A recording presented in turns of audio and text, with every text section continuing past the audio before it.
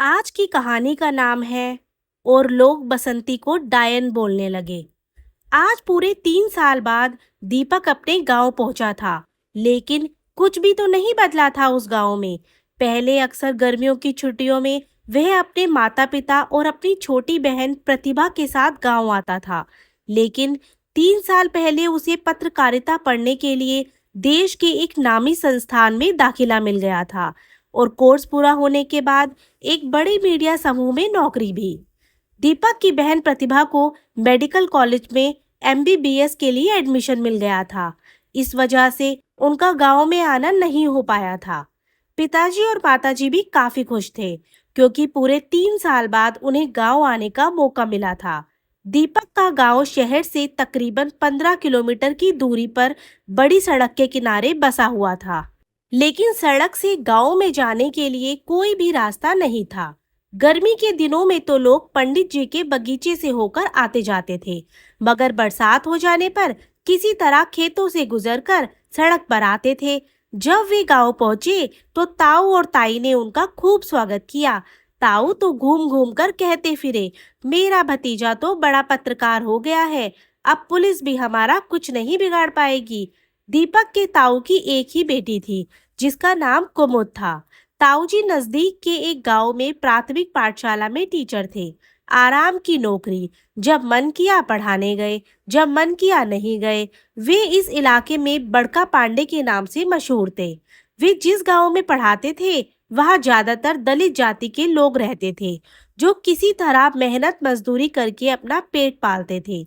उन बेचारों की क्या मजाल जो इलाके के बड़का पांडे के खिलाफ कहीं शिकायत करते। शायद इसी का नतीजा था कि उनकी बेटी कुमुद 10वीं में 5 बार फेल हुई थी, पर ताऊ ने नकल कराने वाले एक स्कूल में पैसे देकर उसे 10वीं पास कराई थी। दीपक का सारा दिन लोगों से मिलने जुलने में बीत गया। अगले दिन शाम को वह अपने एक चचेरे भाई रमेश के साथ गांव में घूमने निकला। उसने कहा कि चलो अपने बगीचे की तरफ चलते हैं। तो रमेश ने कहा, नहीं, शाम के समय वहां कोई नहीं जाता, क्योंकि वहां बसंती डायन रहती है। दीपक को यह सुनकर थोड़ा गुस्सा आया कि आज विज्ञान कहां से कहां पहुंच गया है, लेकिन ये लोग अभी भी भूत प्रेतों और डायन जैसे अंधविश्वासों में उलझे हुए हैं। दीपक ने रमेश से पूछा, यह बसंती कौन है? उसने बताया, अपने घर पर जो चिखुर नाम का आदमी काम करता था, यह उसी की पत्नी है। चिखुर का नाम सुनकर दीपक को झटका सा लगा। दरअसल चिखुर दीपक के खेतों में काम करता था और ट्रैक्टर भी चलाता था। उसकी पत्नी बसंती बहुत सुंदर थी, हंसमुख स्वभाव और बड़ी मिलनसार, लोगों की मदद करने वाली। गांव के पंडितों के लड़के हमेशा उसके आगे पीछे घूमते थे। दीपक ने रमेश से पूछा, बसंती डायन कैसे बनी? उसने बताया, उसके कोई औलाद तो थी नहीं, इसलिए वह दूसरे के बच्चों पर जादू टोना कर देती थी। वह हमारे गांव के कई बच्चों की अपने जादू टोने से जान ले चुकी है। बसंती के बारे में सुनकर दीपक को थोड़ा दुख हुआ, लेकिन उसने मन ही मन ठान लिया कि उसे डायन के बारे में पता लगाना होगा। जब थोड़ी रात हुई तो दीपक शौच के बहाने लोटा लेकर घर से निकला और अपने बगीचे की तरफ चल पड़ा। बगीचे के पास एक कच्ची दीवार और उसके ऊपर गन्ने के पत्तों का छप्पर पड़ा था, जिसमें एक टूटा फूटा दरवाजा भी था। दीपक ने बाहर से आवाज लगाई, कोई है? अंदर से किसी औरत की आवाज आई, भाग जाओ यहाँ से, मैं डायन हूँ, तुम्हें भी जादू से मार डालूंगी। दीपक ने कहा, दरवाजा खोलो, मैं दीपक हूँ। वह औरत बोली, कौन दीपक? दीपक ने कहा, मैं राम कृपाल का बेटा दीपक हूँ। वह औरत रोते हुए बोली, दीपक बाबू, आप यहाँ से चले जाइए, मैं डायन हूँ, आपको भी मेरी मनहूस छाया पड़ जाएगी। दीपक ने कहा, तुम बाहर आओ, वरना मैं दरवाजा तोड़कर अंदर आ जाऊंगा। तब वह औरत बाहर आई। वह एकदम कंकाल लग रही थी, फटी हुई मैली कुचैली साड़ी, आंखें धसी हुई, उसके भरे भरे गाल कहीं गायब हो गए थे, उनकी जगह अब गड्ढे हो गए थे। उस औरत ने बाहर निकलते ही दीपक से कहा, बाबू, आप यहाँ क्यों आए हैं? अगर आपकी बिरादरी के लोगों ने आपको मेरे साथ देख लिया तो मेरे ऊपर शामत आ जाएगी। दीपक ने कहा, तुम्हें कुछ नहीं होगा, लेकिन तुम्हारा यह हाल कैसे हुआ? वह औरत रोने लगी और बोली, क्या करोगे बाबू यह जानकर? दीपक ने उसे बहुत समझाया तो उस औरत ने बताया, तकरीबन 2 साल पहले मेरे पति की तबीयत खराब हुई थी। जब मैंने अपने पति को डॉक्टर को दिखाया तो उन्होंने कहा कि इसके दोनों गुर्दे खराब हो गए हैं, इसका ऑपरेशन करके गुर्दे बदलने पड़ेंगे। लेकिन पैसे ना होने के चलते मैं उसका ऑपरेशन करा नहीं पाई और उसकी मौत हो गई। पति की दवा दारू में मेरे गहने बिक गए थे और हमारी 1 बीघा जमीन जगनारायण पंडित के यहाँ गिरवी हो गई। अपने पति का क्रियाकर्म करने में जो पैसा लगाया था वह सारा जगनारायण पंडित से लिया था। उन पैसों के बदले उसने हमारी जमीन अपने नाम लिखवा ली। पर मुझे तो यह करना ही था, वरना गांव के लोग मुझे जीने नहीं देते। पति तो परलोक चला गया था। सोचा कि मैं किसी तरह मेहनत मजदूरी करके अपना पेट भर लूंगी। फिर मैं आपके खेतों में काम करने लगी। लेकिन जगनारायण पंडित मुझे अक्सर आते जाते घूर कर देखता रहता था, पर मैं उसकी तरफ कोई ध्यान नहीं देती थी। एक दिन मैं खेतों से लौट रही थी। थोड़ा अंधेरा हो चुका था।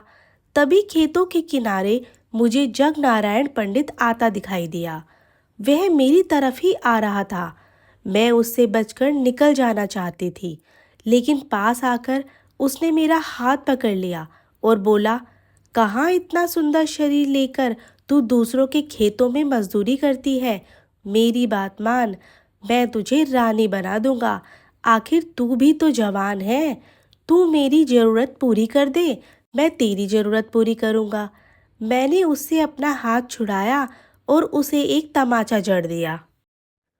मैं अपने घर की तरफ दौड़ पड़ी। पीछे से उसकी आवाज़ आई, तूने मेरी बात नहीं मानी है ना? इस थप्पड़ का मैं तुझसे बदला जरूर लूँगा। कुछ महीनों बाद राम जतन का बेटा और मंगरू की बेटी बीमार पड़ गई। शहर के डॉक्टर ने बताया कि उन्हें दिमागी बुखार हो गया है, लेकिन जगनारायण पंडित और उसके चमचे कल्लू ने गांव में यह बात फैला दी कि यह सब किसी डायन का किया धरा है। उन बच्चों को अस्पताल से निकालकर घर लाया गया और एक तांत्रिक को बुलाकर झाड़ फूक होने लगी। लेकिन अगले दिन ही दोनों बच्चों की मौत हो गई। तो जगनारायण पंडित ने उस तांत्रिक से कहा कि बाबा, उस डायन का नाम बताओ जो हमारे बच्चों को खा रही है। उस तांत्रिक ने मेरा नाम बताया तो भीड़ मेरे घर पर टूट पड़ी। मेरा घर जला दिया गया, मुझे मारा पीटा गया, मेरे कपड़े फाड़ दिए गए और सिर मुंडवाकर पूरे गांव में घुमाया गया। इतने से भी उनका मन नहीं भरा और उन लोगों ने मुझे गांव से बाहर निकाल दिया। तब से मैं यहीं झोपड़ी बनाकर और आसपास के गांव से कुछ मांगकर किसी तरह जी रही हूँ।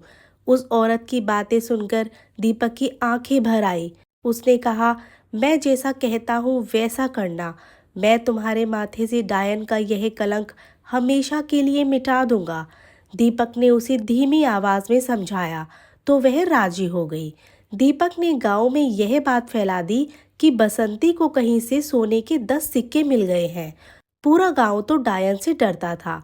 लेकिन एक दिन जगनारायण पंडित उसके घर पहुंचा और बोला, क्यों री बसंती, सुना है कि तुझे सोने के सिक्के मिले हैं। ला, सोने के सिक्के मुझे दे दे, नहीं तो तू जानती है कि मैं क्या कर सकता हूँ। जब पिछली बार तूने मेरी बात नहीं मानी थी तो मैंने तेरा क्या हाल किया था, भूली तो नहीं होगी। मेरी वजह से ही आज तू डायन बनी फिर रही है। अगर इस बार तूने मेरी बात नहीं मानी तो मैं तेरा पिछली बार से भी बुरा हाल करूँगा। वह बसंती को मारने ही वाला था कि दीपक गांव के कुछ लोगों के साथ वहां पहुंच गया। इतने लोगों को वहां देखकर जगनारायण पंडित की गिगी बंद गई।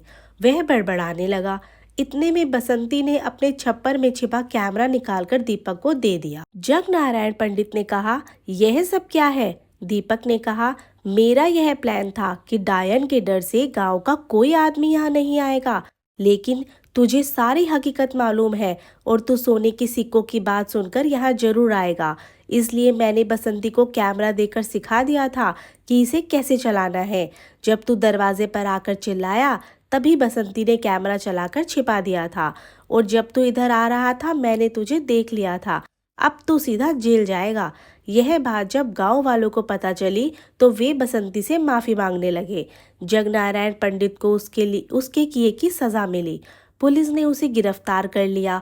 भीड़ से घिरी बसंती दीपक को देख रही थी, मानो उसकी आंखें कह रही थी, मेरे सिर से डायन का कलंक उतर गया दीपक बाबू। दीपक ने अपने नाम की तरह अंधविश्वास के अंधेरे में खो चुकी बसंती की जिंदगी में उजाला कर दिया।